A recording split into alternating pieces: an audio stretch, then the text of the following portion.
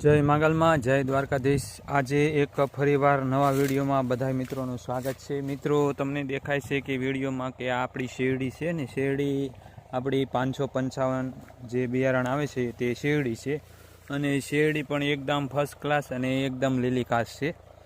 તો મિત્રો, સુકારીનો પ્રશ્ન પણ હતો આમાં। અમુક જગ્યાએ જે ઊભા છોડ સુકારીના જતા રહે એમ જતા હતા।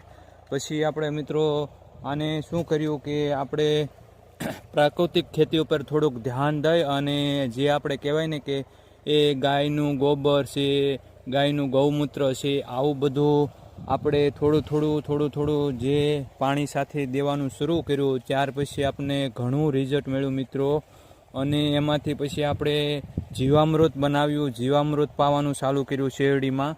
જીવામૃત પાયું એટલે શેરડીમાં જે અમુક જગ્યાએ જે સુકારો હતો એ જ રહ્યો, બાકી નવેસરનું નવું કોઈ જાતનો છોડ જતો નહીં।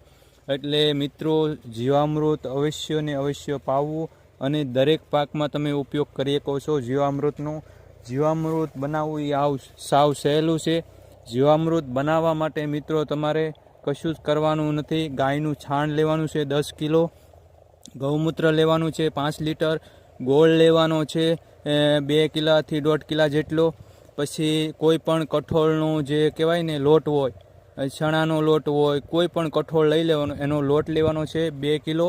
ત્યાર પછી તમારે જે પીપળો કે વડ હોય એની નીચે, એના થડના નીચેથી તમારે 2 કિલો જેવી માટી લેવાની છે। આ બધું જ મિત્રો એક 500 લીટરના જે પાણીનું ડ્રમ હોય છે એની અંદર આ બધું સમાવેશ કરી દેવાનું છે।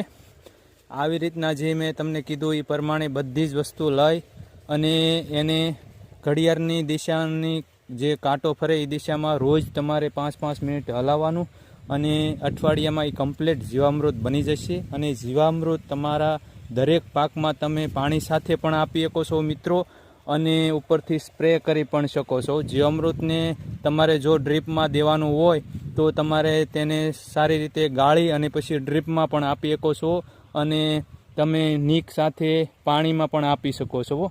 અને તમે છંટકાવ પણ મિત્રો કરી શકો। છંટકાવ 15 લીટર પંપમાં તમે 1 લીટર જીવામૃત નાખીને પણ છંટકાવ કરી શકો છો, અને આનું એકદમ જોરદાર રિઝલ્ટ આવશે। આનું કામ છે જમીનને ફળદ્રુપ બનાવવાનું।